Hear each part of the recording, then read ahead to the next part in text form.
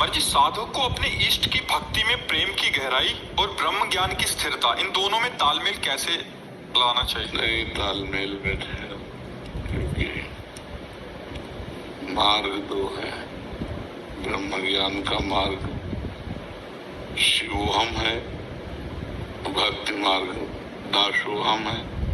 कैसे बनेगा? एक उत्तर की तरफ जा रहा है, एक पूर्व की तरफ जा रहा है, दोनों में थोड़ी चला जा सकता है। इसीलिए भगवान ने मार्ग बनाए हैं, ज्ञान योग, भक्ति योग, कर्म योग, अलग अलग वर्णन है। अगर हम भक्ति की प्रेम गहराई में डूबेंगे तो सब ज्ञान अपहृत हो जाएगा।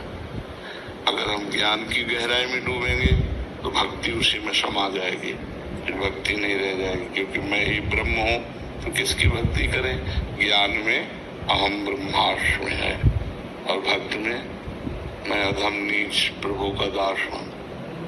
तो दोनों का भाव तो उसी परमात्मा का रसास्वादन है, पर भाव अलग अलग है।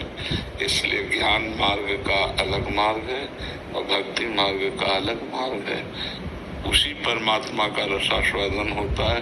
परमात्मा सौ दो सौ नहीं है, वो एक ही है, पर उसका स्वाद अलग अलग है।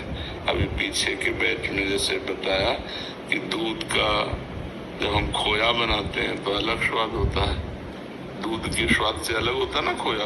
और खोया की जब हम बर्फी बनाते हैं तो अलग स्वाद होता है। कई प्रकार की खोए की मिठाइयाँ अलग अलग में, और जब हम छेना बनाते हैं दूध का तो उसका अलग स्वाद होता है दूध वही, लेकिन उसका स्वाद अलग अलग है। दही बनाते हैं तो अलग स्वाद होता है।